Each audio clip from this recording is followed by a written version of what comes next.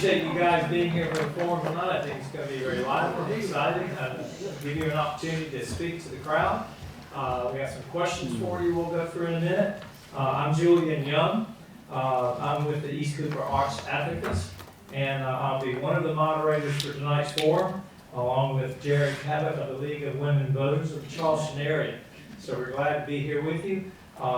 I want to mention to you, you should have received from the East Cooper Arts Advocates an email. It's kind of long. It's an analysis of the town of Mount Pleasant arts community that was done back in 2019. If you haven't had a chance to go through that, just look at all the things that they said. The Riley Center did a great job collaborating with Mount Pleasant, town of Mount Pleasant, and getting this taken care of. So please read that, chew on it a little bit, because that's kind of the things, that's who we're about and what we want to see happen and what have you. So we'll have some questions later.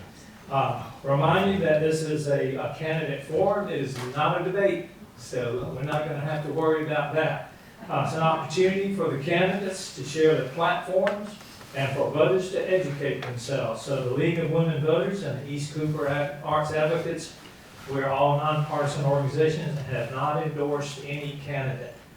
This is totally a nonpartisan event, and on November 4th, voters will choose 4 town council members to help lead the town of Mount Pleasant.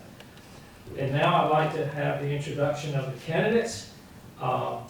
Jenny Dessart, John Iapofano, Perry Rourke, Gary Santos, Mike Tinke, and Catherine Whitaker. So glad to have you guys here.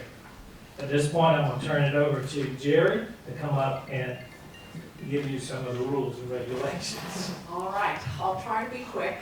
Well, with the number of candidates here, we've decided to give you more time. So 90 seconds for opening statement, 90 seconds to respond to questions, and should there be a rebuttal, any candidate who wants to add, rebut or to contest something that was said, if you could raise your hand, we'll take note, and that will be 60 seconds. So 90 for opening, 90 to respond, 60 for any rebuttals, and 90 seconds for a closing statement as well. The questions were collected from the membership of the sponsoring organizations, and should we have time, we'll see if we can take some questions from the audience. They would be written on a card and passed to us to review first. That's only if we do have time. And no questions will be asked by the moderators that are directed only to one candidate or are of a personal nature. Recordings of this event, whether in person or on digital device, may not be used without the express approval by the League or the Arts Advocates. And we ask that if you do request and it is approved, that you use the entire recording of this forum. And that applies to everyone except media reporting on this event. I think if people are standing there, they can come in. All right. To keep the flow of the forum going, we have an official timekeeper. We're going to do this old-fashioned with signage today. Marcia Kite from the League of Women Voters. Marcia, raise your hand. All right. So she will hold up a sign reading 30 seconds when you have 30 seconds remaining, and then a stop sign. And at that point, you must stop speaking. All right, we'll move right into opening statements. All right, we're going to start with Ms. DeSant. If you would please give us your opening statement. My name is Jenny Dessart, and I am born and raised in, sorry, I didn't start my time over. Yeah, Okay. all of that. My name is Jenny Dessart. I was born and raised in Florida. I went to the University of Florida, and I have 2 bachelors, one in health education and one in nursing.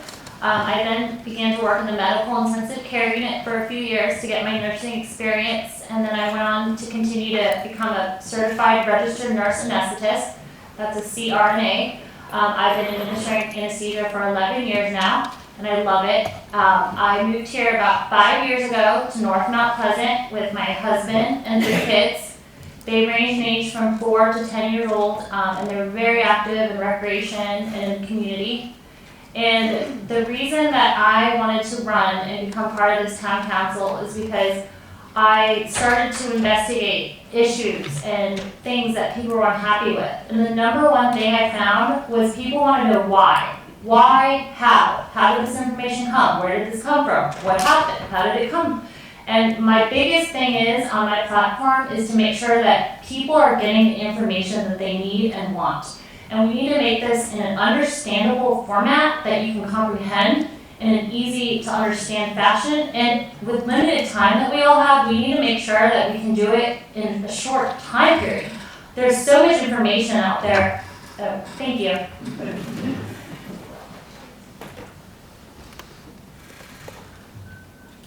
Thank you. We're going to now start with some of the questions. So, question 1. Oh, I've got to get the rest of it.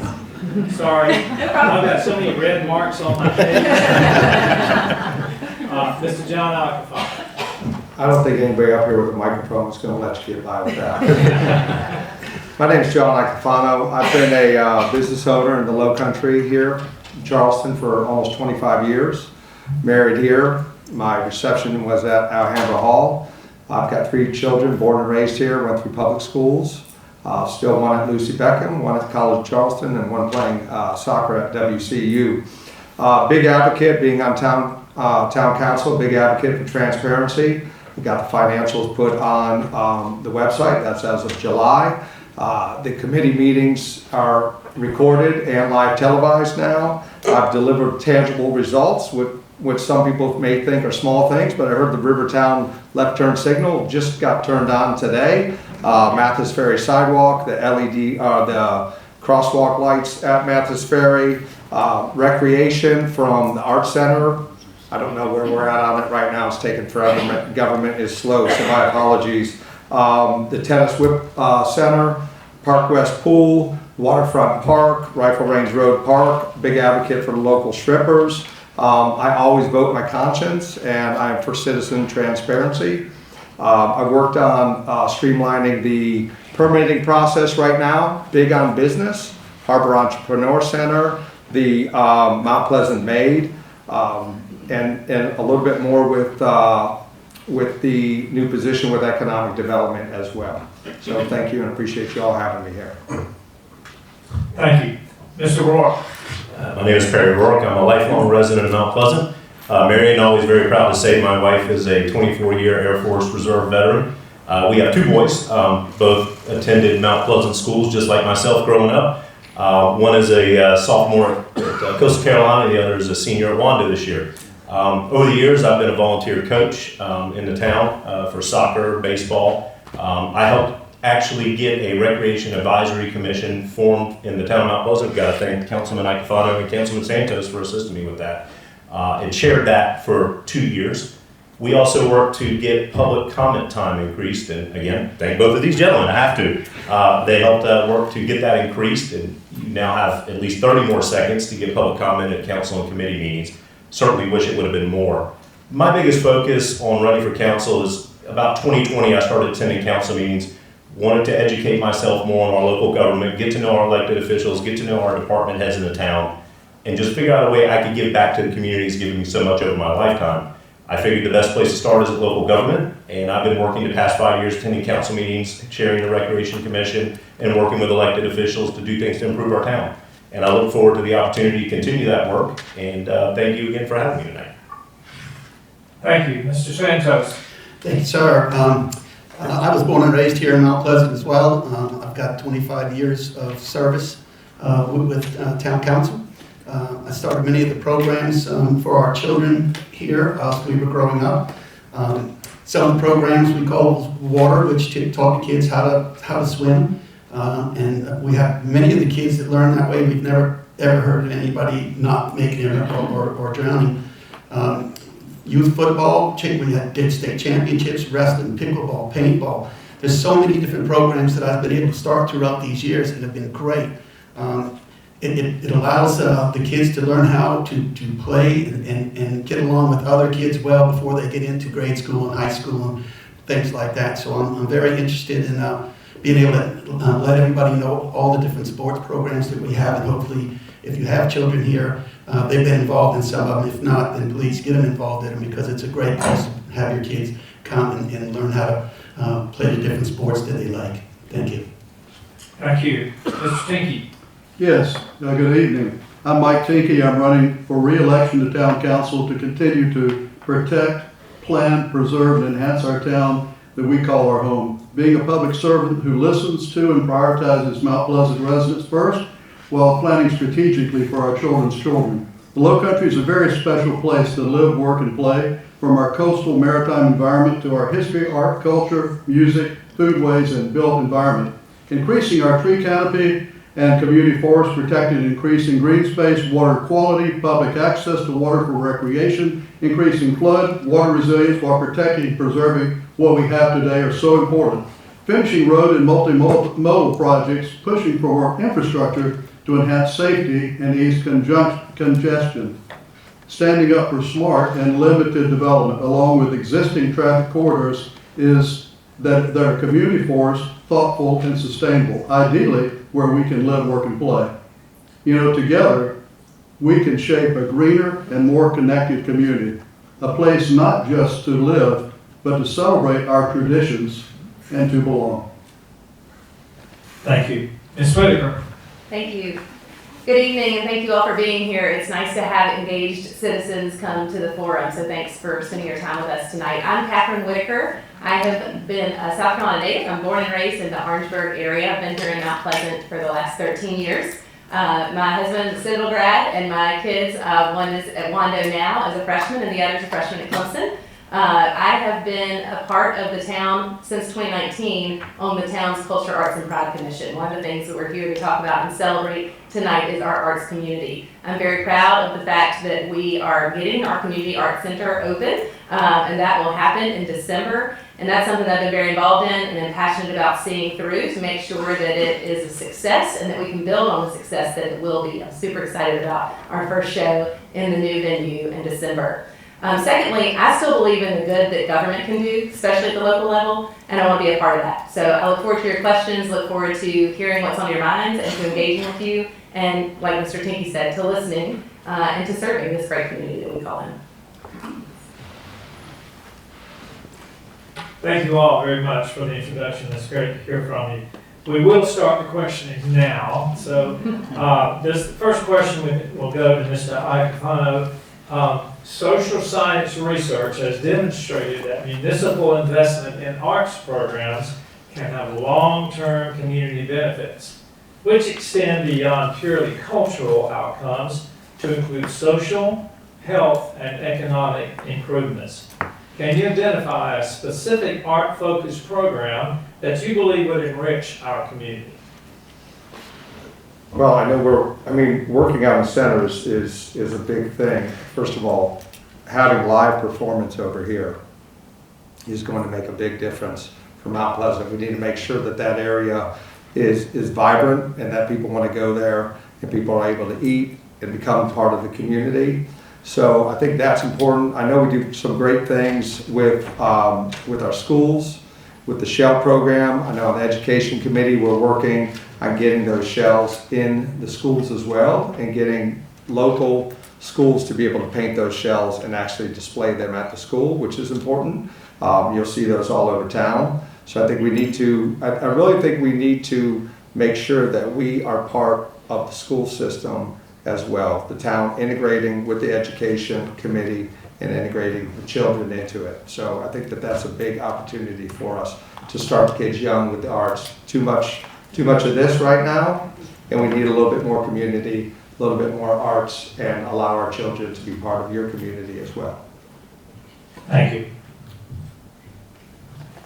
The same question for all the candidates. All right, we'll go down the road. All right. Mr. Rourke. Thank you. Again, I'm very excited. I was just talking about the new Arts Center. GM Whitley did a phenomenal job of getting that money allocated years ago, and it sat for years waiting to find the right spot. And luckily, after narrowing it down to a couple of places, they finally picked a great location. I had an actual opportunity to walk through it when they were looking at it with our recreation people, and it was really cool to see what they were doing there. I think arts, I have kids that spent their life on fields, and I have other kids around my kids that are in theater, that are actually in course. I think having a variety in options and having the facilities in Mount Pleasant to be able to accommodate that is the biggest thing. We definitely have a lack of facilities. This is a great start. I think also once they complete the Rifle Range Road facility, we'll have more multi-purpose rooms there for opportunities for classes, and also to be able to hold small but not quite too large events in that area as well. I certainly think anything we can do, like Councilman Icofano said, to keep our kids active, to keep our kids off of phones, finding opportunities. But the biggest thing we need to do as a town is figure out a way to provide the environment. How do we make opportunities by providing places for these people that want to practice and want to perform arts and want to do painting and work on these things? It's important that we actually fund those things and help create the environment to allow that to happen. Okay, thank you. If anyone wants me to reread the question, I'll be glad to when it comes to you. Mr. Santos. Thank you very much. Like John, I started an arts program here in the town years ago, and if you walk down our halls and look at them, you'll see a lot of the paintings up on the wall that the town has taken and put them up there. And so I took art lessons from Ms. Fouché years and years ago, so my house is full of art as well. I really like them, so that's what's got me getting these children involved here so that they can start, painting and doing some things like that and putting them up on the wall so the kids can see their pictures up on the wall. I think really helps them and gets them generated to where they want to continue on and doing that. So if you get a chance before you leave, walk down the halls and even on the second floor and look at the art that's on the wall there, and you'll see a lot of what they've done. So that's what I've been doing here with the town, with the kids. Not only that, but different recreation sports and things like that. But art's been very big to me. Like I said, I took art under Ms. Fouché Bolton, and I passed it on to the kids down here. And you can see, their artwork on the walls. And that's what we have to do. We have to set an example for these kids, whether it's in art, whether it's in recreation, whether it's in sports. We need to, set that example for them so that they can proceed with us. And so anyhow, if you get a chance, check out the art on the walls and you'll see what I mean. Thank you. Thank you. Mr. Tinky. I think the impact of introducing children to arts on a broader place where the children are already. So if we have an art center, if we have a recreation facilities where there are, I grew up playing the violin. My parents thought that was better than drums. And also I was in youth theater. The youth theater has so many creative outlets too. You can make art, you can build things, you can sing, you can dance, you can do just about anything. So I think with these two facilities we're opening, we need to bring the children in youth theaters with liaisons with our school system. We have an education committee and a liaison with the school system. What a great way to do it, introduce them to work after school programs, before and after school programs that we have. So I think introducing where the activities are is a critical area. I think at the intersection with history is really important because art is all about history too. So I think the work with the Cultural and Arts Committee and the historical community and the historic community are really important to inculcate them, have them know about the culture that's so unique to this area, the music, the culture, the local traditions that we have. They're rich, they're unique, and so I think it's important that we do that as well. Thanks, sir. Ms. Whitaker. Yes, thank you. So my son Capers, the 9th grader at Wando, is the quarterback on the JV football team. He also had the benefit of being a product of Lane Middle School, which is, of course, our STEM magnet in Charleston County that has an amazing arts program. So he also was a percussionist in the band for the last 3 years. I should have listened to your parents about the betterness of that. But so he's had this benefit of being both a percussionist and an athlete. So I agree with my fellow candidates here who said it doesn't have to be either or. We've invested a lot in recreation. Now let's give art its due as well.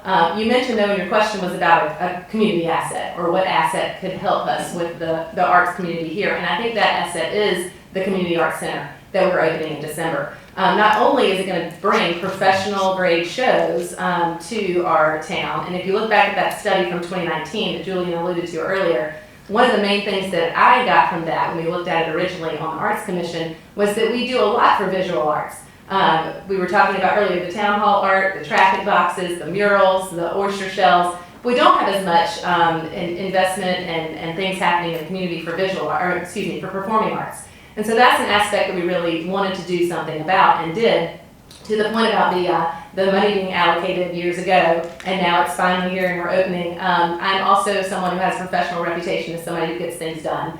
And so Councilwoman Hyatt and Mr. DeMora and myself did the RFP process, selected an artistic director, made sure that we picked a place through her professionalism that was going to be the right venue for us so that we can move forward and make this the asset we want it to be. Thank you. Mr. Sark. I think that we should start basic. Let's ask the kids. Let's do surveys in the schools for the kids and ask them for ideas, because they're the ones that are going to be participating in that. Let's talk to the parents. Let's see what they want to do. I think some great ideas could be, we could have kids art festivals. We could have kids art on the walls. We could literally have a music festival for the kids. I think that there's so many avenues that we can explore, and we can do them in such innovative ways. We don't even need buildings. We can just go out and have a playground day and have all the kids make a banner that's going to be displayed in Town Hall. Today, I saw that there's a room here with historical figures and materials that showed the history of Mount Pleasant that I didn't even know existed. Let's educate our kids about that. Let's get them involved and show them, have field trips here, just let them see these things, because they were pretty amazing. I saw Charleston County Board of Electors, they had kids all do different samples for the I voted stickers. Let's do something like that. We can have them make a local stamp. Kids will participate in things if it's fun, if it's engaging, and if they like it. And there's so much out there that we haven't even begun to explore that we can simply start by just talking to them, because they know best. Thank you. Excuse me, do you have a chance to add? Is there, or no? Are we allowed to add? Not if to rebut. Oh, just to rebut. Okay. Let's see which one I want to rebut so I can say something. But they all had good ideas, I got nothing. All I want to say is, when I was doing the recreation referendum, a big thing is, recreation is art too. You know what I mean? Recreation is art too. And that was important when we added the gym on Rifle Range Road, that we added rooms for art. Thank you. All right, this question will start with Mr. Rourke. Mount Pleasant was directly impacted by FEMA ending its Building Resilient Infrastructure and Communities program due to an executive order. The town lost millions for flood mitigation. What are your suggestions for finding replacement monies besides using reserves? And what are your suggestions about how the town can enhance its resiliency planning generally? Thank you. Number one, it is a huge loss losing that federal money, especially since the projects had already started and were ongoing. I mean, we started paying in the bond referendum for stormwater, I want to say it was 2019, but maybe I'm off on that date.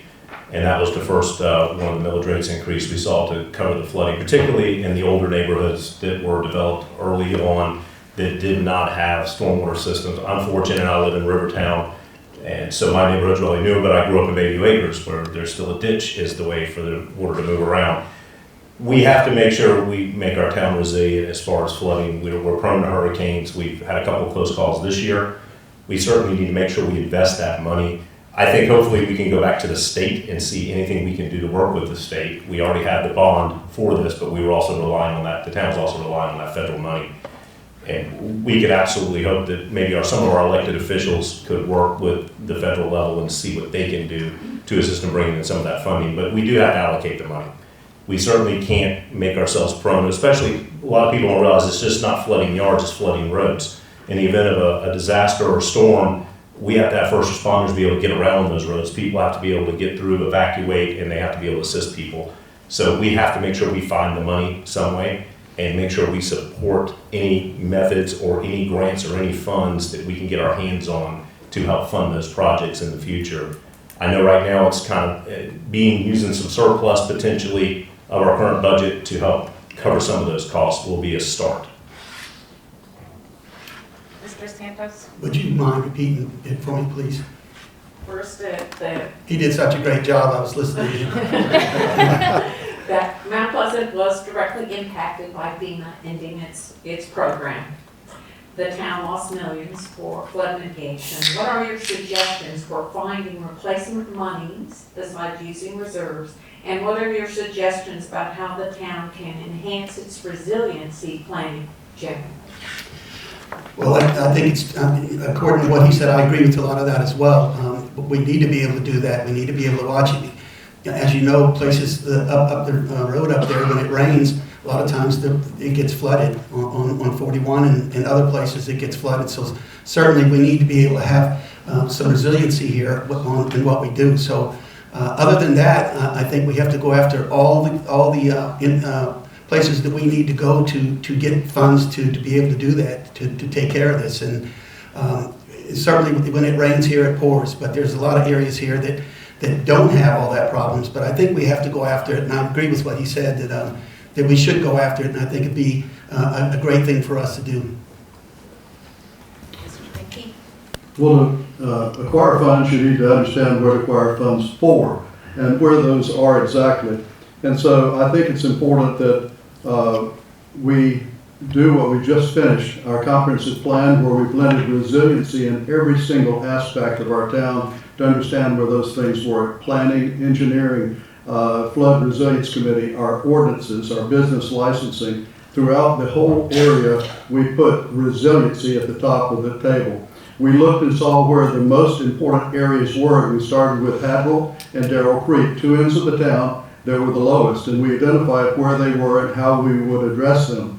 We also looked at all of our basins to determine what basins were the most vulnerable in every single neighborhood and prioritized them. That's how we lost the $5 million at Edwards Park. That was the second largest basin that we need to protect from Coleman down to the harbor. So we need to know where they are. We need to have strong, vibrant relationships with all our elected representatives at the federal and the state level. We immediately started meeting with Senator Scott, all of our senators and representatives. So that was important to have good relationships. We looked at public-private partnerships. We worked with Sustain 7, which is determining how to work with businesses and the state to do sustainable planning. And we were awarded by SC7 as one of the most sustainable, resilient programs and states in the area. So we have it embedded now in our comprehensive plan. We have it embedded in our operations, and it's in all the deliberations that we have all the way through our chain.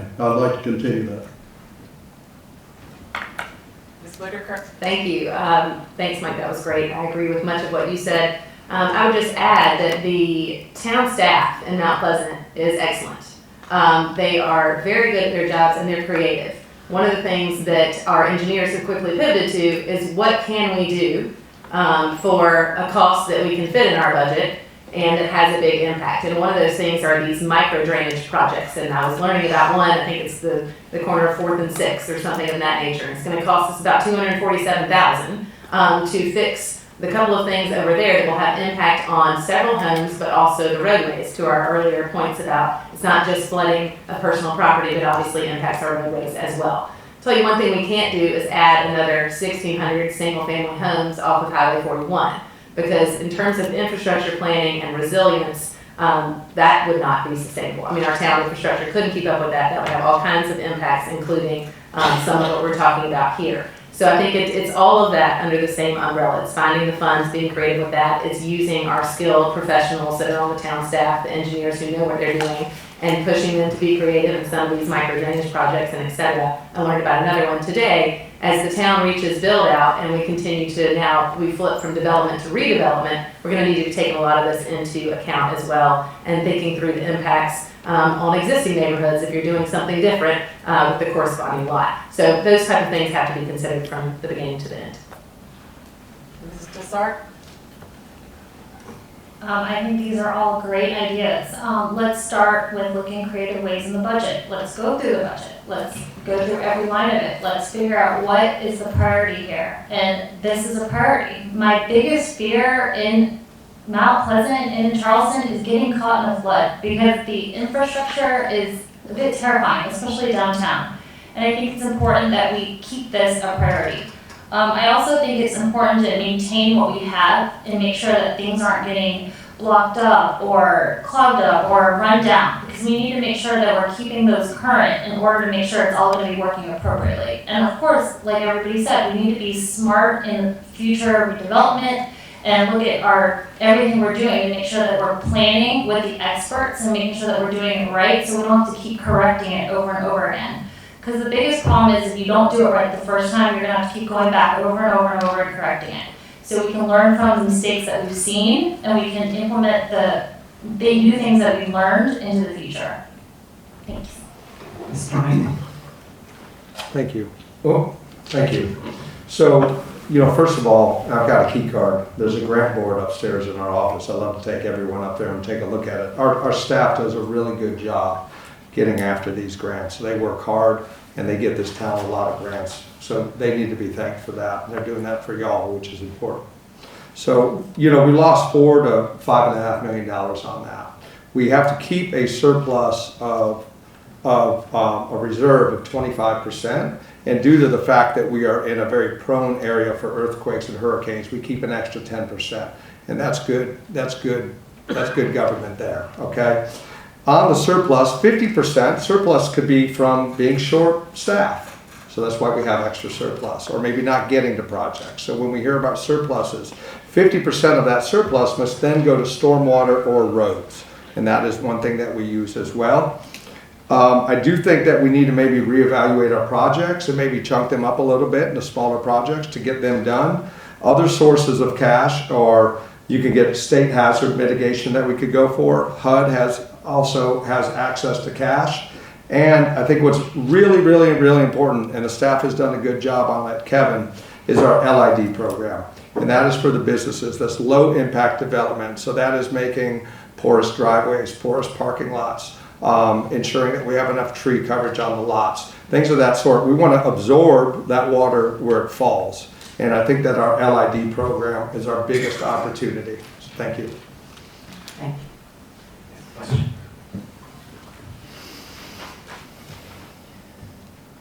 All right, Mr. Santos, we'll start with you on this one. No, you got No, you're next. Mount Pleasant presently has only a temporary facility for an arts center. Would you support building a permanent arts center? And if so, would you support a tax referendum to generate funds? Absolutely. Like I said earlier, if you walk in the halls here, you'll see a lot of the art on the wall. I started a program back with Ms. Bolton. Many of y'all may know years ago. She's a fantastic artist here in Mount Pleasant, and started a program with her and getting the kids to come in and learn how to, draw and paint. And I was able to get some of it. And like I said, before you leave, you ought to go up and down our walls and look at the art up there. So absolutely, I think art's very important. I took art when I was young from Ms. Bolton, like I said, and I still have a lot of paintings that in my house that I did. But it's great for them, these kids, to be able to pick up on the art and really do something nice about it. And like I said, be able to present those art products to whether their businesses where they're working or their families, their homes. And art's just fun. And like I said, if you get a chance, just walk up and down the halls here and look at the art that we did over the years with the young kids, and you'll see what I have done throughout the years to promote the art and to get them involved in it. And they're so excited when they see their paintings up on the wall. And so I think that's the best thing to do, is to keep the kids working, keep them in these programs. And like I said, please, before you leave, walk up and down and look at the art that they've done. And that's something that I started years ago. Thank you. Mr. Tinker. We've already started discussions with the county on different ways with the tax. Remember, the tax was defeated 2-1, the transportation tax. But now there are the other needs that we have, whether it's green space, whether it's stormwater resilience, whether it's arts or whether it's block grants. And block grants could go to a variety of things. Why couldn't they go to the arts? So I think that could be done in existing referendums. Perhaps the 2026 one would be a place to really work hard, because it's clear that we weren't taken care of well in the last one. Second, public-private. The best ways these are done are with donors and public-private. A little town called Forsyth, Georgia, has this huge world-class facility. I noticed that some of our little towns around here are funded by wealthy benefactors, and they're sustaining because they set up endowments for them. So I think an endowment is a particularly good way to do it in conjunction with any other sources of funding that we would have. So I think there's public-private government partnerships that will do it, and I think our existing referendum could potentially be one as well. Thank you. Thank you. Ms. Whitaker? Yes, so I firmly believe we're not going to need a tax referendum to fund what will be our future Performing Arts Center. And the reason I believe that is because this phase one is going to be proof of concept, and we're going to realize how supportive we are in terms of our community in the arts program and having an arts center. I think you're going to have private donors who are going to want to be part of this. Some of them have naming rights. When we did the research for this new art center, we talked to, for example, Sandy Springs in Georgia. Sandy Springs has a great new, huge performing arts center, but that's not what they started with, right? They started with a proof of concept and got to that phase 3 situation. Being in Orangeburg, we had an art center my whole life growing up, and it's huge and great and wonderful there. So municipalities have done it, some that are very much smaller than ours, and we can absolutely have a robust, professional, full, standalone performing arts center in Mount Pleasant in future years. So let's get this one off the ground, let's do the proof of concept. It will bring in its own revenue because people will be going to shows and all of that as well. And then I do think we're going to have a lot of support from private donors and the community to make sure this is a success, and that we will have a freestanding one in the future. That's my vision and something I hope to help us achieve. Thank you. Mr. Sark? I think that's a great idea. I think that we should promote and make this Performing Arts Center a resounding success to show that proof of concept in order to get those private donors, because that is important. I think that it is extremely important to have a permanent art facility, because creativity is literally the essence of people. Everybody's creative in their own ways, and this can help children and adults alike just discover new ways to have creative outlets in healthy ways. I also think that private funding is a great way to go, and I think that art is important to so many people, and we can attract attention and have that be a good source of revenue for this. That being said, if there isn't enough revenue, I do support the tax referendum being put on the ballot, because then you let the people decide. We can vote and we can figure out what the population wants, and at the end of the day, the most important thing is what the community wants. So if we do not get enough funding that way, I do support that. Thank you. Mr. Ackerman? Thank you. So, really the point of community, it's all of us, is bringing all of our funding together to get what we need together, right? Not one of us can afford any of these things, but by coming together as a community, everybody can get their little piece of the pie, what they specialize in and what they like. And I think that that's important, that we understand that each person has something that they really enjoy.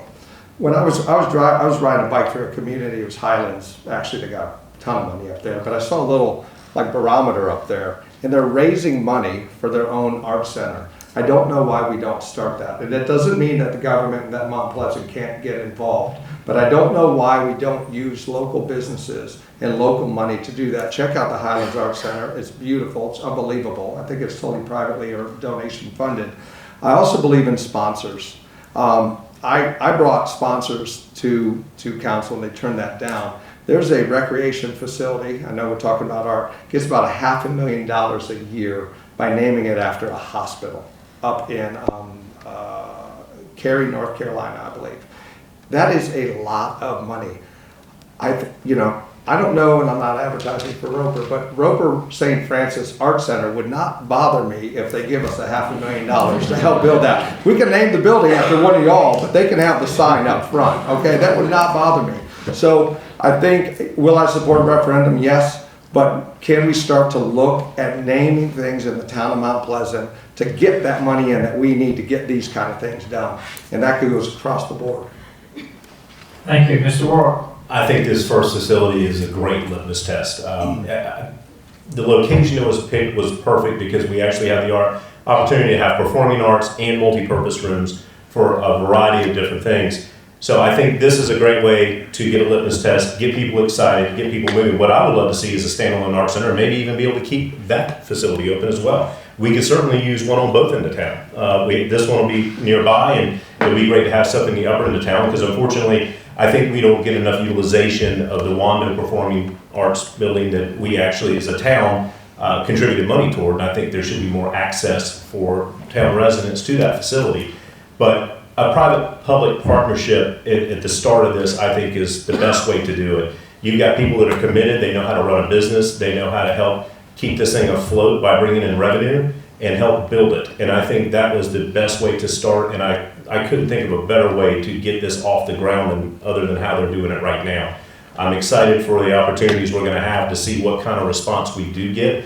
I do think it's going to be a great response from the community. And I agree with John. I think getting outside companies and local large businesses, the Port Authority, the hospitals in our area, they're our two biggest employers in the town of Mount Pleasant. So certainly getting them to help donate along with private donors. But I think having private-public where we have somebody that's actually trying to operate it as a business and help grow it is the best absolute way to start. And I look forward to the opportunity to see where it can go in the future. I did support the referendum for recreation in the town of Mount Pleasant, and that facility on Rifle Range Road will also have multi-purpose classrooms, which will have the ability to be used for arts and also camps for our kids, which is a huge stand in the town of Mount Pleasant. All right, the next question, we'll start with Mr. Kinky. What are the forward steps toward completion of the Highway 41 expansion, in your opinion? What are the 4 steps? Forward steps. 4-word steps. Forward steps. Oh, forward steps. Jeez. I was thinking, golly, we all have to have 4. That's good.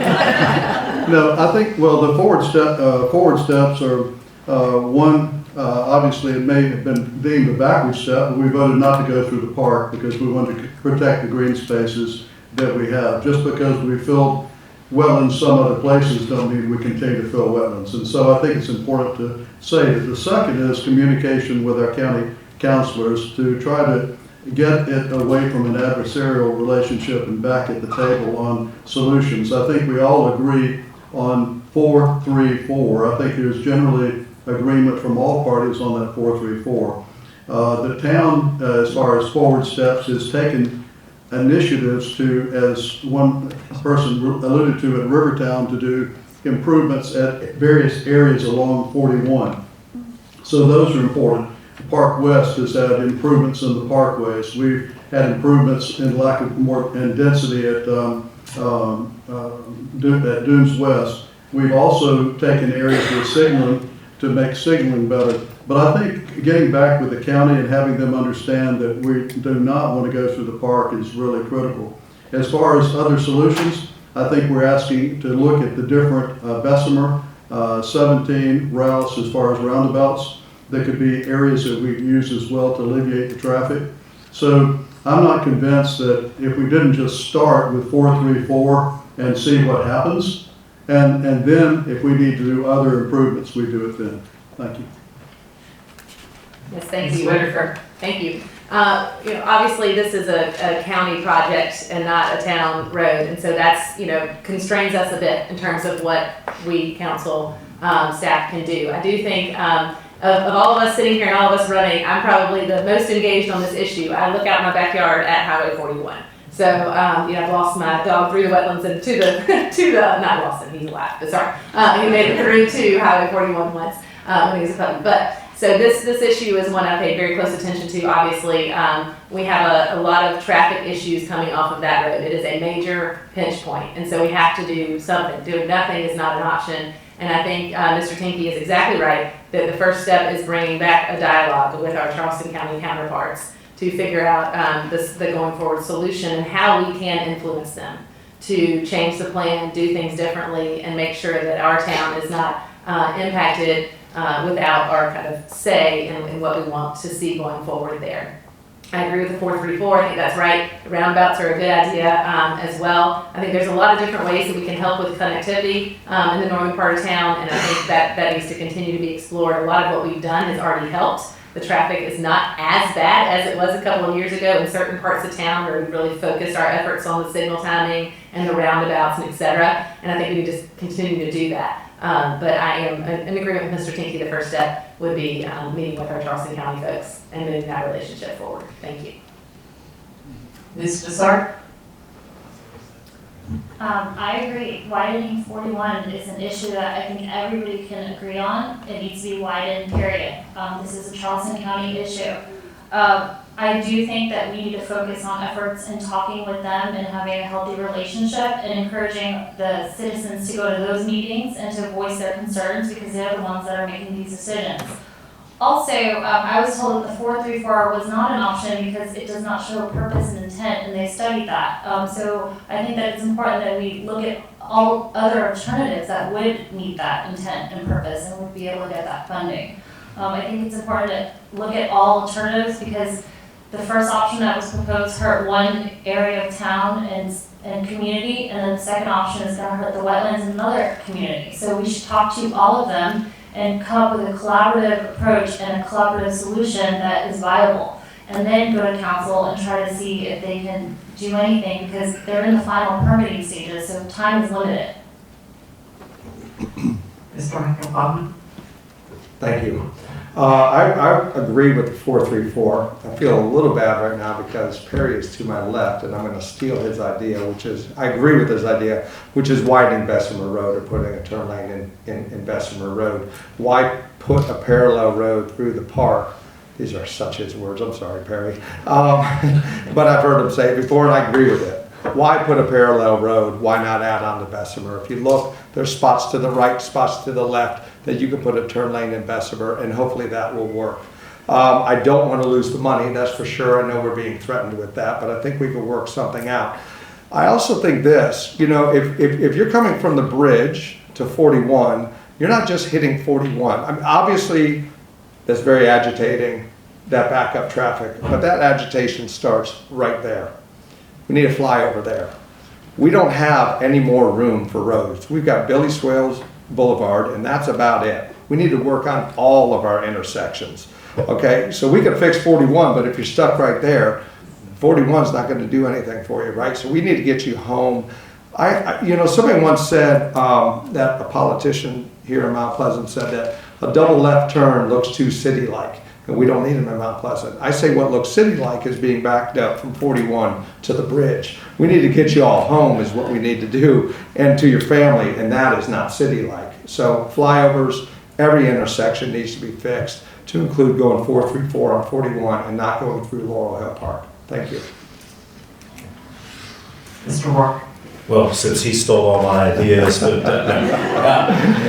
I grew up here, and I grew up hunting in that area of Dunes West and Rivertown and all that area. So I remember when 41 had barely any traffic on it. I've been in Rivertown since 2004. I live it every day, going up and down Highway 41. I also understand the Phillips community. I know how the Phillips community was started back then, 20, 30 years ago. There was produce stands and basket stands and everything along that road because it was a major corridor and not as much used now for travel as Highway 17. I agree with the 434. I don't agree with the Laurel Hill Parkway. Like John said, it just replicates Bessemer.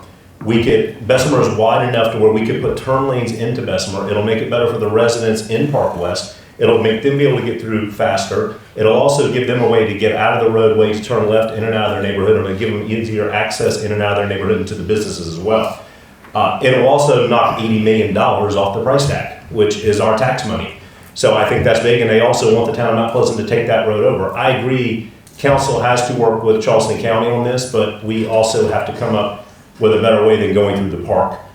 That land was given to leased for 99 years to Charleston County Parks, and I hate to see the owner of that land that said never develop it, see a roadway go through it. So I think, again, we all need to remember, we're also all Charleston County residents in that area. We're not just Mount Pleasant residents. So we have a say at county council as well. So I think we got to work together with them, but I think Thank you, we get Mr. rid of Rourke. it. Mr. Santos? Thank you very much, and I agree with a lot of what they say, so I won't be redundant. For the last 2 years, we've been meeting with the attorneys that own a piece of land on the water side of 41, and it's a large piece of land, and they want to develop it.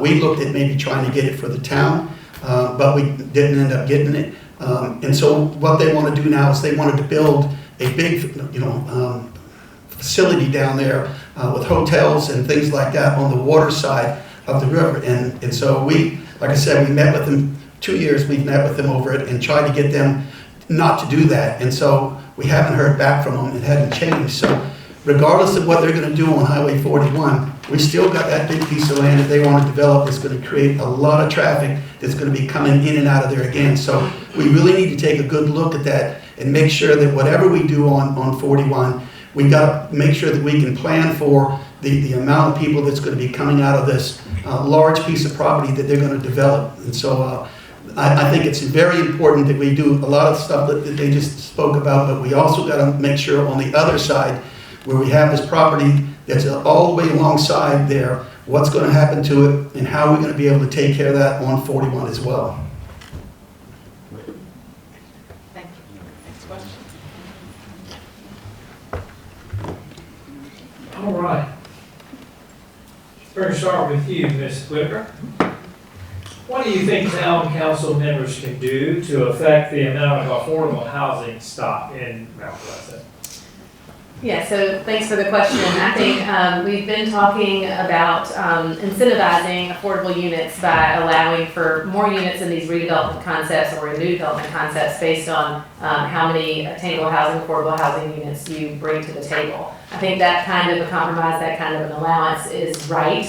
I think the other thing we've talked about, and I know got a lot of airtime yesterday, on things like where do our policemen and firemen live. And some folks mentioned the incentives for those folks and how we need to keep them and retain them. I would be in support of the housing stipend for police, fire, other town employees who have been here a certain number of years. So that would be a retention kind of policy to keep our employees and also give them the housing stipend to help them be able to live in the town. So those kinds of creative ideas are good. I'm glad the moratorium's expired because I think that has had our hands tied in terms of what we're allowed to do, what we're able to do in terms of new units or redevelopment of some things into new units. And so I think there's a lot we can do going forward now that we have more options on the table.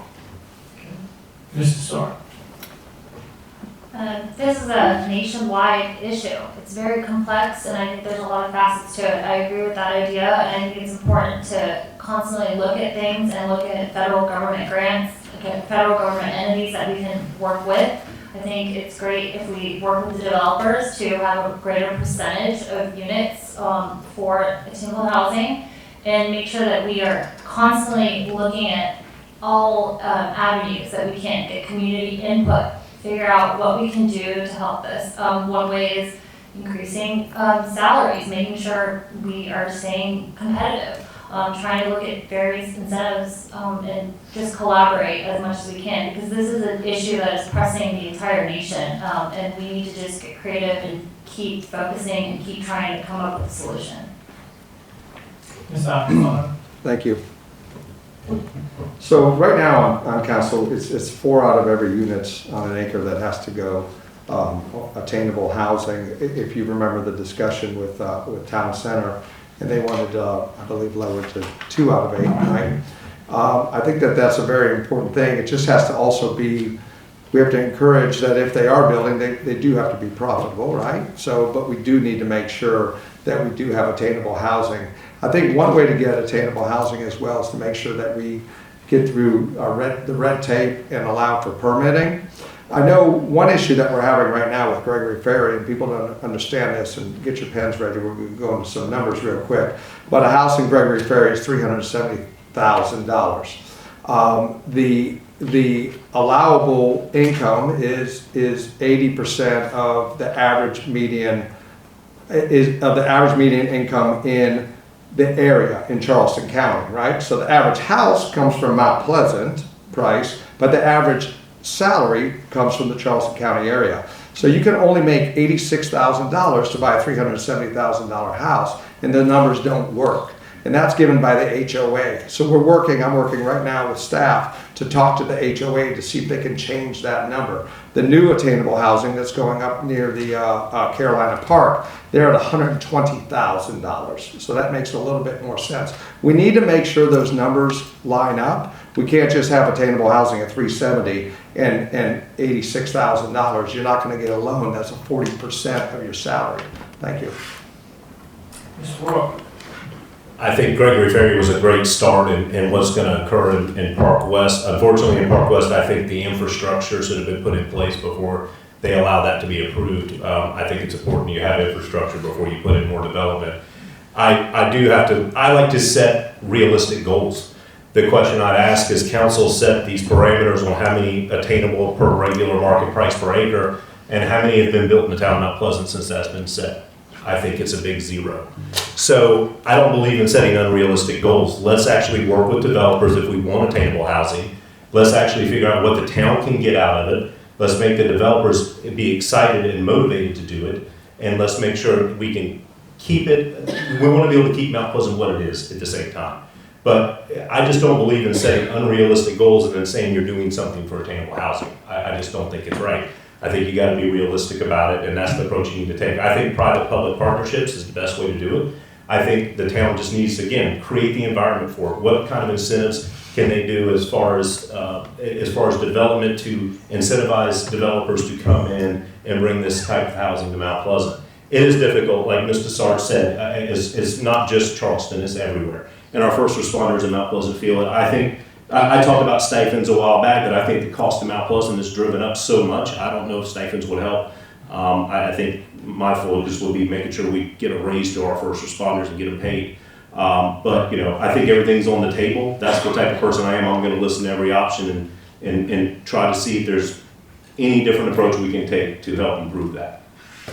Mr. Sanchez. I agree. I agree with them. I just want to add that we have our police officers. I had one of them the other day that was up at one of our parks and talking to him about it, and he was telling me how he has to live in Ondo. That he can't afford to live here. We got to stop that. We got to make sure that our police officers and the folks who work with the town have affordable housing here where they can live here and not have to go all the way up to Ondo just to live. So I agree with a lot of what was said, but certainly we need to make sure that our police, our firefighters, and those have the opportunity to live here and be able to respond as quickly as possible to any of the issues that happen.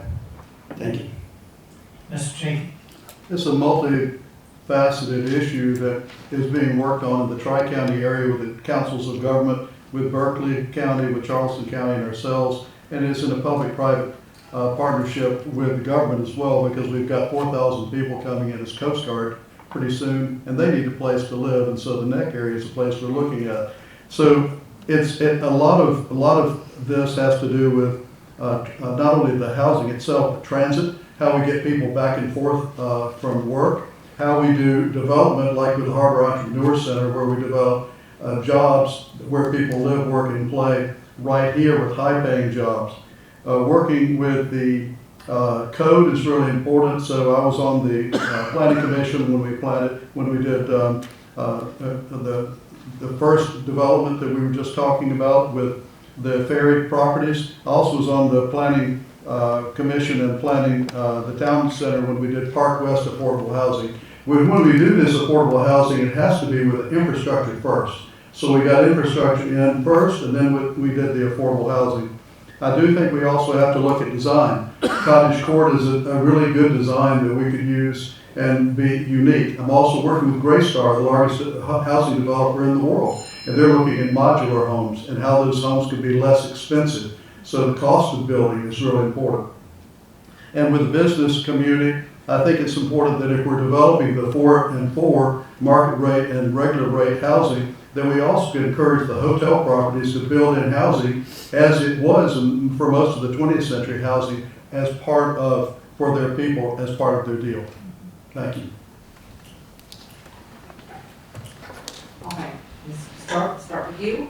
What criteria should the town use when selecting AI vendors and partners? How would you ensure transparency in the town's use of AI technology? Admittedly, I don't know a lot about AI. I do know that we should do our research, make sure that we pick the best option, make sure that it's vetted, make sure that we've talked to other entities that have used it. So we need to research it first of all. Second of all, I think it's very important that we are completely transparent about what we're using. I'm all about community input and making sure that the community has a say in what we're doing. And I think that the number one reason that I'm here today is because I think that information needs to be transparent and it needs to be easily understandable, it needs to be easy to access, and it needs to be something where it doesn't consume so much time. We are all limited on time these days, and part of the reason that so many people are not getting involved in the community today is because they are overwhelmed by all the data. So I think that it's very important that we use every option we can to make the information more readily available in ways that the community can comprehend. Because people get overwhelmed as well when they don't understand what they're reading, and then they stop reading it. So I think it's important to understand that everybody has different levels of comprehension, and we really need to get the citizens back to being involved in this community. Thank you. Well, AI is my jam. This is my thing. So, if you notice, about 9 months ago on the minutes, your minutes have changed for the town council meetings. We were able to, I kind of spearheaded this, it's about $10,000 a year. And we now use AI, and it's being tested right now on the town council minutes. So AI does the entire notes. So think about it, if all of us were doing minutes, all of our ears are a little different when we're typing. AI is not going to have that different kind of connotation on what is being written down. So it is taking all of the notes. At some point, we can flip the switch and you can get minute by minute notes now. We're not doing that yet, but go ahead and look back about 9 months and you'll see the difference. So that's one thing we're implementing. One very, very, very cool thing that could be implemented as well. When I did an 11-hour ride, I say 11 hours because in a small car, my back was killing me for 11 hours. I did it when I first got on council. I rode along with the police. They are spending so much time sitting there like this, typing in their cars. Everybody says, John, I see the cops in the parking lot all the time. What are they doing? I'm like, they just got done doing something and they have to write a report. We can integrate AI, and AI will do something like when the police officer types, I smelled alcohol. No, you can't say alcohol because alcohol has no smell. Was it beer? Was it vodka? Was it liquor? You know what I mean? So these are all kinds of things that we can help our police officers have an assistant with them as well. Thank you. Mr. Orr? I agree on using AI at any opportunity we can to help reduce costs and also to free up staff time. That's the other big thing. Anything you can use as far as AI to free up staff. I mean, I think one place would be great to look at is in our planning department. How could we utilize AI? I think Councilman Icofano brought up good points of the minutes of meetings and using it also, as Mr. Sarge said, for more transparency. But I also think there might be ways that we could use that to help make our planning department more efficient as far as permitting and those type of things, inspections, being able to actually walk around and record that information and transcribe it later. So I think any place you can bring it in and utilize it to make staff more efficient and free their time, I think is a huge benefit to the town and the residents of the town. Of course, you got to be careful with it. You can't rely on it solely. But again, I think it has its benefits and it has its purposes. I think also as far as bidding, I think it's great to have it as an option. I think we have a dedicated personnel that handles a lot of our town projects. And I would hope that they're utilizing that when they're looking at these bid processes to understand better on these costs. I mean, there's so much data and information that can be gathered just as a helpful guide to when they're reviewing bids and proposals for these type of large projects with down Mount Pleasant. Mr. Santos? Well, I'm not a big AI guy right now. I mean, I've heard about it and I've been reading up on it, so I really can't say a whole lot about it other than I know that our police officers use it, and I know that a lot of our people who work at the town are starting to use it. So I'm learning more and more about it. I'm trying to comprehend it more and more. Like I said, I've been out of college now for a while. And I'm trying to learn more of this newer stuff than what we had back then. So the question was, what criteria should the town use in selecting AI vendors and partners? Oh, sorry. I got that wrong too. Okay. You mentioned efficiency, so. Yeah, efficiency, absolutely. Like I said, I see the police officers doing it. Recently, when we had people that were picking up sand out there, worried about floods, the officer was in his car and he was typing on it as well. So I think they're using it a lot. But being old school, I haven't had the reason to use it. So I'm not, as much on it as John is maybe over here. But certainly, I think we should be, because he was telling me how to use it and all, and I was trying to catch on, but like I said, they're already using it right now, so I think it's a good thing. I think the number one criteria is what Waterworks does and what we do, and that's at cybersecurity. I think it's really important that we have very tight cybersecurity. We're being invaded all the time. We're invaded in our homes and our phones and our businesses, etc. It's really a Trojan horse in so many ways. So we've got to avoid that Trojan horse through our security, and the efficiency is the hook a lot of times. But what that does is it opens us up to invasion and an invasion of our privacy and other things as well. So I would measure twice before I cut once in anything we do, and I would look at best practices at our municipalities, and I would look to the people that we're giving raises to, and our cybersecurity folks that work in our IT departments, and lean on them to develop the best criteria in conjunction with their trade associations and their other groups as to best practices. But the cybersecurity, to me, as one that when you're trying to protect your water, you're trying to protect your security, etc., would be 1, 2, and 3. Thank you. Ms. Whitaker? Yes, I would agree. The main criteria for any AI deployment in the town is going to have to be data privacy in terms of who we're using, how we're using, how it's being deployed, because the town contains a lot of PII, a lot of personally identifiable information. We contain a lot of information that is private to our residents, our citizens, and any use of AI threatens that data privacy. And so we've got to make sure that that's a key component from these threat actors to Mike's point about the cybersecurity invasions and the Trojan horse. We've got to have secure data privacy. We've got to be transparent in how our residents' data is being used and whether or not it's in any AI tool. I think that is very important in terms of that transparency. I will say that there's a lot that AI can do that is good. I think its best uses are data analysis, and so taking a bunch of information and synthesizing and spitting out some analysis around that, I think it can be very helpful in our traffic congestion issues in terms of taking a bunch of data we already have and giving us some proposed ideas, solutions that maybe we haven't yet thought of to evaluate. So that's one way we could use it. The last thing I'll say is just I do think that there is a human component needed to be able to use AI well. You have to learn how to use it, but also be trained on the best ways to use it. And there's an MIT study recently that came out about the brain atrophies when you use AI on a regular basis. And so we have to prevent that in terms of having our best people relying on AI tools rather than their own smarts. I mean, some of the things we talked about tonight have relied on our human capital, and we don't want to miss that and lose that.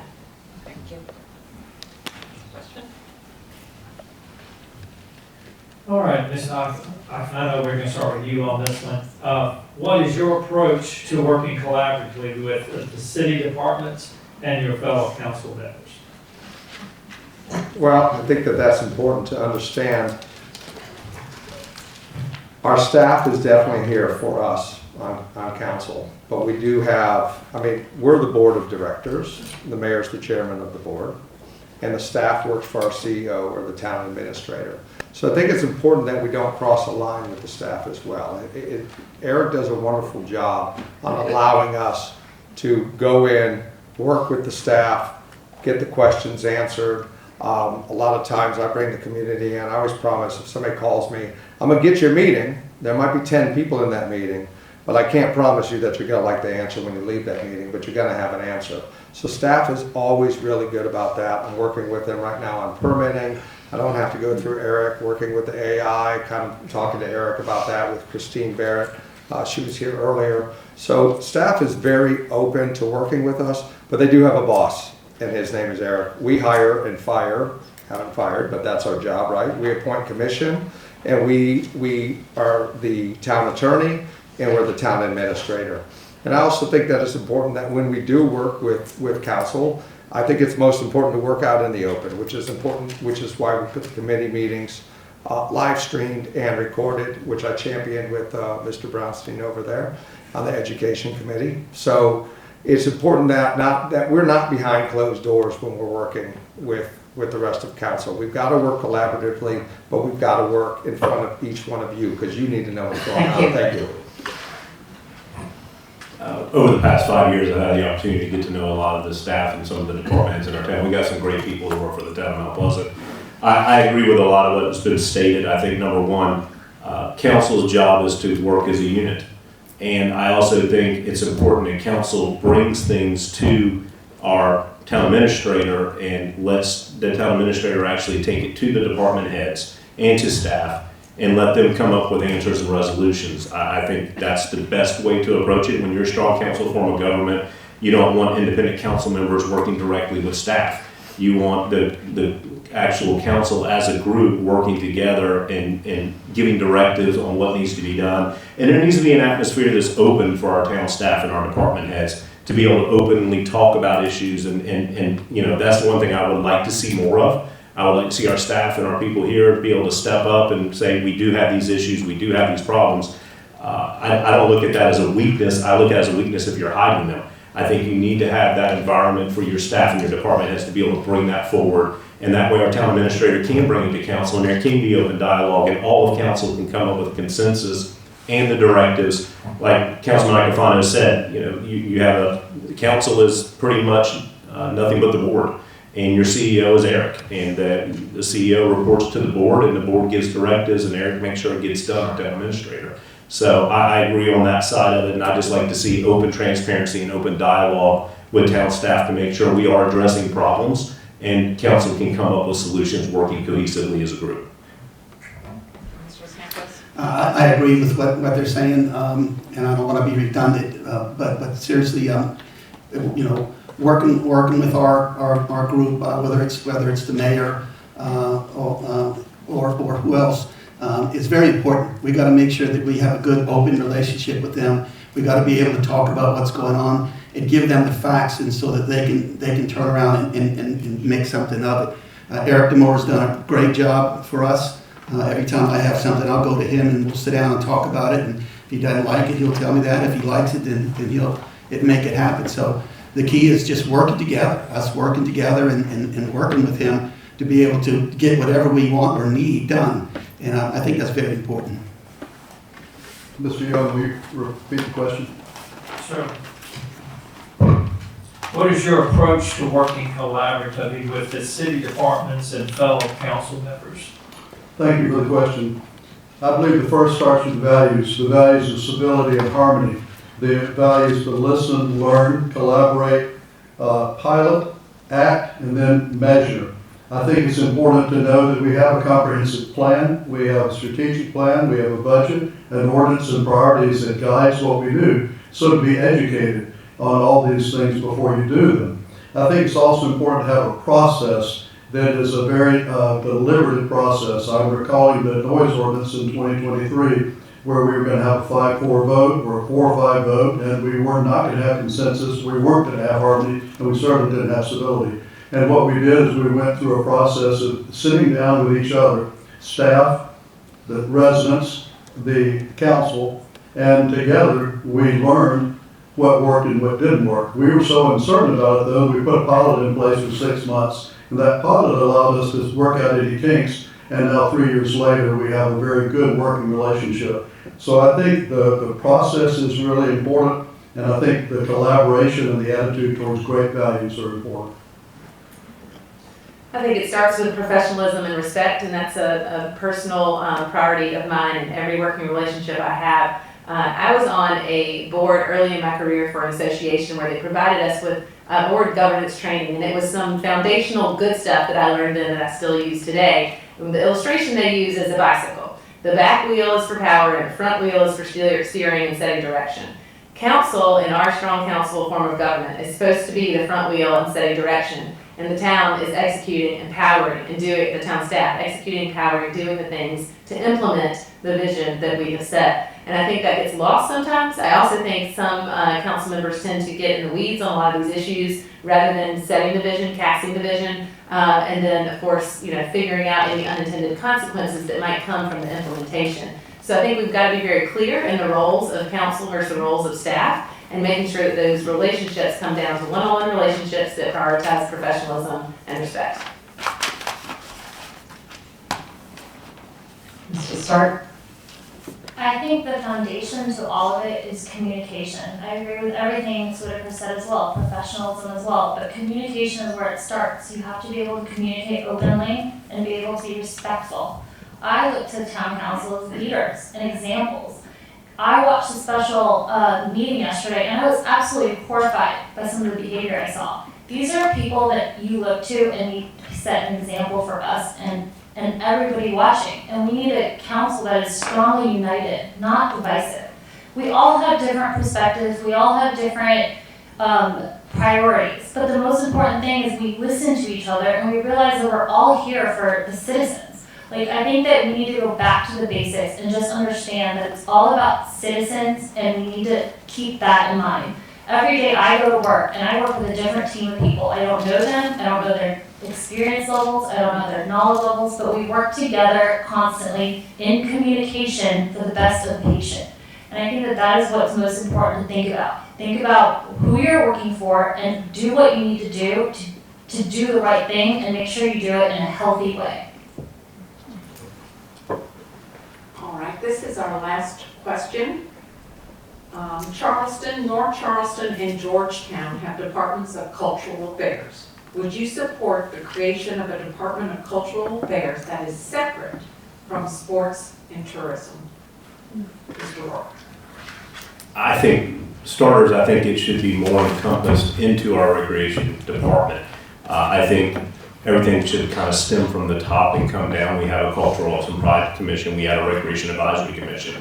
So we had two separate groups that worked, but we worked on issues together. The Recreation Advisory Commission was supportive of helping the initiative to get the Performing Arts Center moving. And we worked with CAP, with Ms. Whitaker as well, and had people come to council and the committees. So I think you could have departments working together for the same goal. A lot of what we offer in recreation in the town of Mount Pleasant, a lot of the facilities can be multifaceted for both arts and recreation. So I think that's where, again, the Rifle Range Road is a good example. When we get the facility there, we'll have multi-purpose rooms that can be used for arts, and we'll have also a basketball court, but you can also have a performance at the basketball court. So I think having two commissions of citizens, which I love Citizens Commission, it is the best input you can receive, and I think it should be welcomed. And as a council member, I would welcome citizen input, and I would welcome citizens commissions. They come up with some of the best ideas, and they bring they can actually bring people from the community in and help push initiatives as well. So I think building on CAP and building on Recreation Advisory Commission, working together under the umbrella of the Recreation Department and focusing on everything we need in Mount Pleasant, I think is the best way to start. And I think building on that, and I think there's already a good foundation started for that. And I would welcome the opportunity to help promote that foundation and get those two groups working together and bring that in and have it work functioning as a unit. Mr. Santos. Yes, ma'am. I kind of touched on it earlier. Years ago, I started a cultural affairs process where we had kids that would come out and do art and do things like that, and we would put it up on the walls of our older building.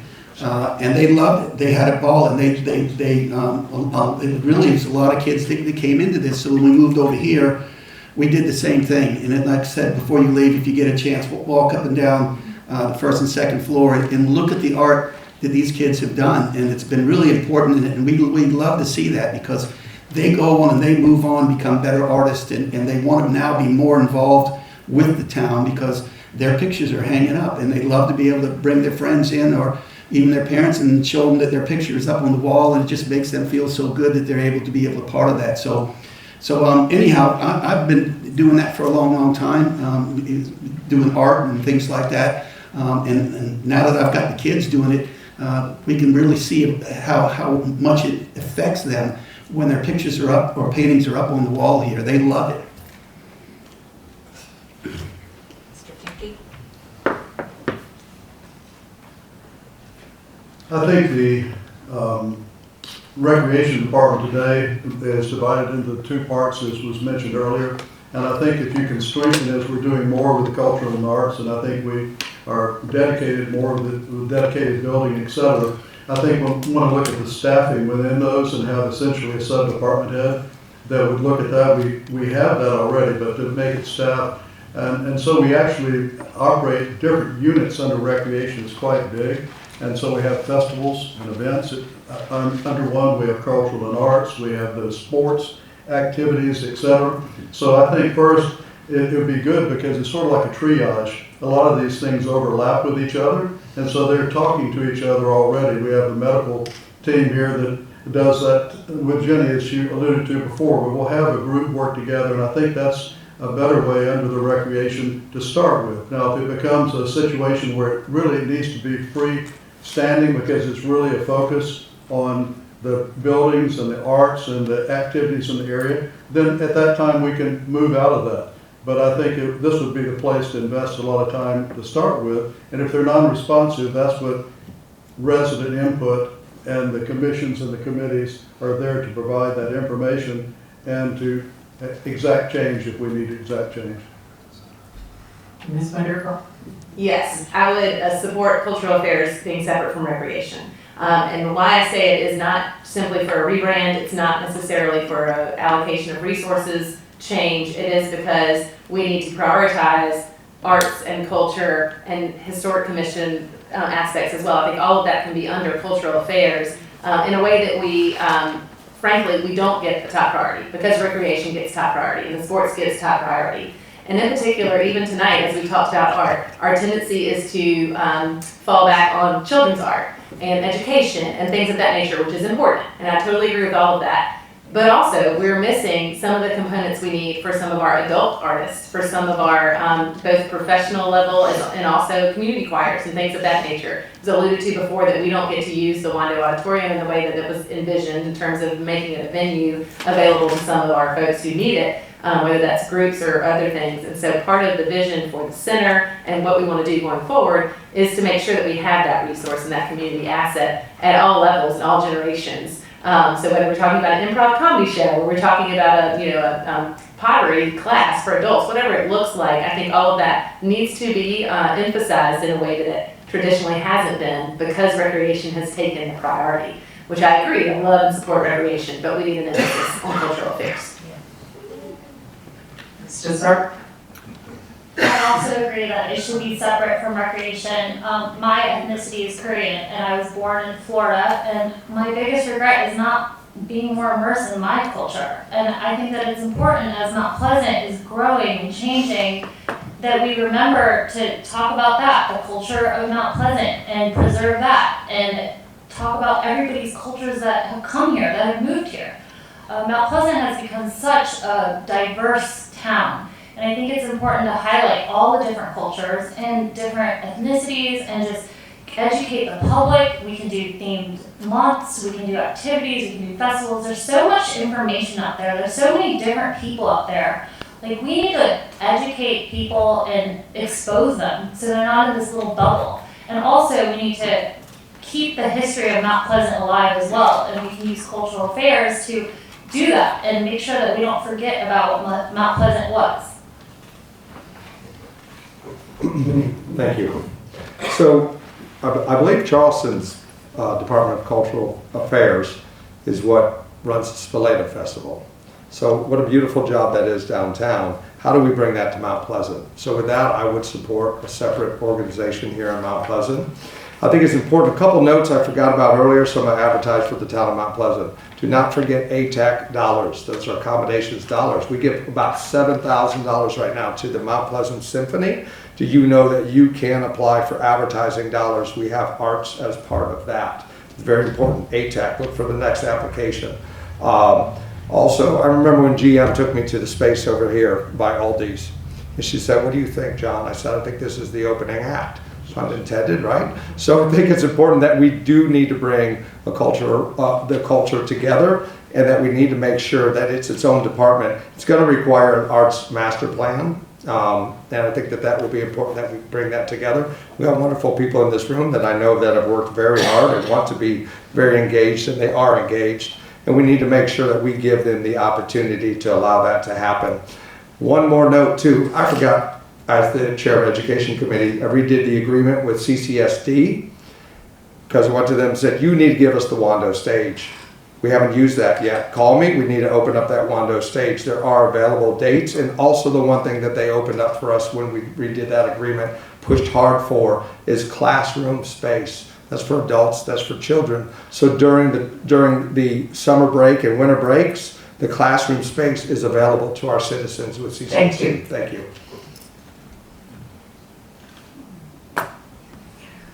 Mr. Rourke. Did I already go? You're in. He was. Yeah, I already went. Oh, you I was first. Sir. But if you want to give me another 90 seconds, Another round. She thought you got a rebuttal. Well, thank you all so much. We're going to go into closing statements now. We will now allow each of you to take a 60-second. What's that? 90. Oh, she upped it for you. So you have 90 seconds for a closing statement. And we'll proceed in reverse order of the opening statement. So Ms. Whitaker, you're on. Thank you. So I mentioned I have a daughter who's a freshman at Clemson, and her intention currently is to come back to Mount Pleasant when she's done with her education. And I want that for her. I want that for all of our children who want to come back here. But I think we have challenges with that, right? I want her to have a good job opportunity here. I want her to be able to afford to live here, and all of those good things that come along with that. I'll also mention I have a nephew who has special needs, and one of the reasons my brother moved to this town was because of the educational assets that we have in special education here in our schools, but also because he could get the care and support he needs in this town. So I think that's another element of it. No matter kind of who you are, where you're from, the fact that you're here now, I want you to be able to stay here, I want your kids to be able to be here and to thrive. So that's one of the reasons that I'm asking for your vote on or before November 4th. Catherine Whitaker for Mount Pleasant Town Council. Thank you. Elected just this past March, I've worked every day to be an active listener, a collaborator, and a leader in our community, and to keep our town unique and livable, really, for all residents. My interactions and deliberations and results have been to plan, protect, and preserve and enhance what makes Mount Pleasant very unique, while merging preservation with progress to ensure that our town retains its exceptional nature for all generations, including the generations of our 14 that live in the area. As promises have been kept on my part for what I did to start with, whether it's green space, getting community forest master plan, whether it's getting more restoration of our green areas and our beautiful spaces, whether it's voting for increase in wages for our different police, fire, and staff. But one of the concerns I have, and one of it is our safety of our children. And so e-bikes was a big issue. And so what we wanted to do is make sure that we protected and educated people, but also enforced the laws. There were the state laws for that, and we've done that. Another concern that I had as that came up was the issues in the bathrooms where people were doing vaping, e-cigarettes, and doing kratom and other types of things that are hazardous to the health. So I would look to continue working with the middle school principals on that issue. Really together, we can work together to provide a greener, more connected place to live. But not just a place to live, a place to celebrate our traditions, to belong. I'm Mike Tinky. I'm running to be re-election for town council. I look forward to the opportunity to earn your vote. Mr. Sanchez. Thank you very much. I'm just going to go along some of the programs that I've started since I've been on town council. I started a water program teaching kids how to swim, and we haven't had any kids drown since that time. A triathlon, then we have the kids run, swim, and ride. Youth football, we have 3 state championships from the youth football program. A wrestling mat in the town gym. We got 2 high schools now that come over and practice in our gym. Pickleball tournament, we have that, or pickleball now, we got from Hilton Head. The Coastal Triathlon, we have from adults on Sullivan's Island and Mount Pleasant. Started the Old Village 5K run, the Mount Pleasant Junior Regatta, Half Rubber World Series, delegate, we were delegate for All-America National City in Denver for 2 years. I requested a piece of the World Trade Center from New York, so we were able to establish a memorial at our waterfront park, which we did. The National Transportation Week's Committee Transportation Leader of the Year in 2017. Recreation Department Volunteer Coach of the Year for football in 2011 for Metro Sports Achievement Awards in 2005. South Carolina Recreation and Parks Local Government Official of the Year in 2005.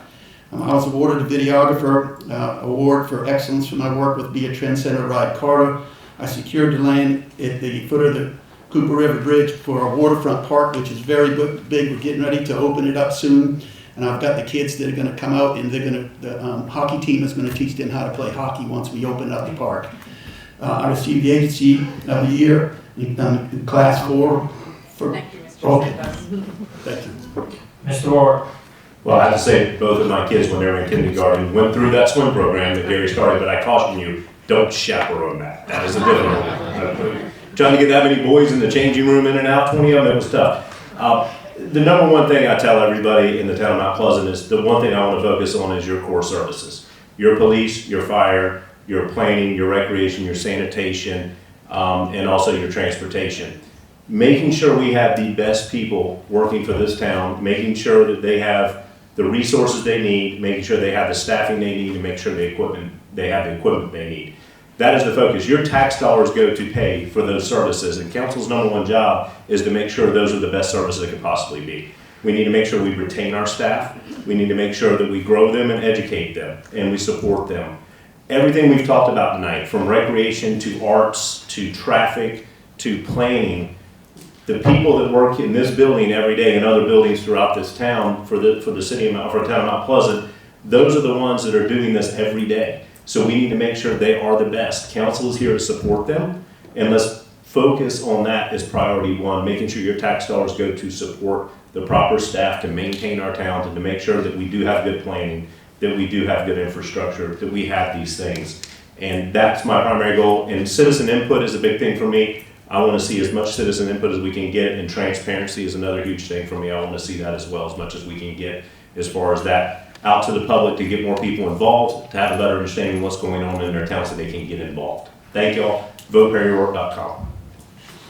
Mr. Akabon. Thank you. When I look at my rack card, what did I run for in the last 4 years? I ran for recreation. I've proven that I get recreation done in this town. I ran for transparency. You can look at my record of transparency. There was more available to the citizens of Mount Pleasant that I've spearheaded. Educating the citizens, I've done that. I'm going to continue to do that. Public safety is paramount to me. I made a comment the other day, we can drive on dirt roads, but we can't live without public safety. Now, I'm not advocating for dirt roads, so don't leave that from here. But it is important that we take care of our first responders. Charleston EMS is having more and more difficult time being the first on the scene. Our team is first on the scene, and we are ahead of every other city. They are all following us. We have paramedics getting there first, saving the life, and then they're waiting for the Uber or the Charleston EMS to take you to the hospital, if you will. But they are stabilizing. They are making this happen. Our first responders are paramount, and I'm going to keep fighting for them. Next, we got to work on that budget. Okay, I've got since July and August. You'll see that July and August. That's your checking account that is now available on the website. Mike Van Horn helped with that as well by coming into public comment. I want to see all of you at public comment as well. This is the beginning for you, not the end. Come speak to us, please. Squeaky wheel gets the grease. That's what I tell people. There's an op-ed on Highway 41. It's called A Smarter Path Forward. That was Rambo, Brownstein, and myself. So if you want to know what I think about on Highway 41, it's right there. We are a hospitality company, and the staff works at the will of council, and the council works at the will of people. Thank you. Mr. Stark. First of all, I'd like to tell you I have a website, JennyTheStart.com, if you'd like any information, and you can definitely contact me with that. I am a mom of 3 kids and a citizen of this community. I don't have experience in town government, but I'm educated, and every day at my job I make critical decisions, sometimes with seconds to spare, and I do a great job at it. And so I think that I have all the tools needed. The biggest thing for me is putting the citizens first. I think that we have so often gotten so caught up in government and politics that we're forgetting about the citizens. I can't tell you how many meetings I watched where people came and just wanted to be acknowledged. Some people came meeting after meeting and just said, can somebody please acknowledge me? And I think that the most important thing to think about is how we have to have a healthy relationship with the community, with each other, and with fellow council members. All of it is intertwined. As I was thinking about things that I can promise you, I can't promise you to do anything by myself. I need to do it with the team. What I can promise you is I will always acknowledge you because I think every perspective is important. And I think your issues are all different from each other, but they're all equally as important and they all deserve to be acknowledged. Thank you. Now let me ask the audience. I mentioned a little bit, and the candidates. We might have time just for 2 questions. Does anybody want a card first?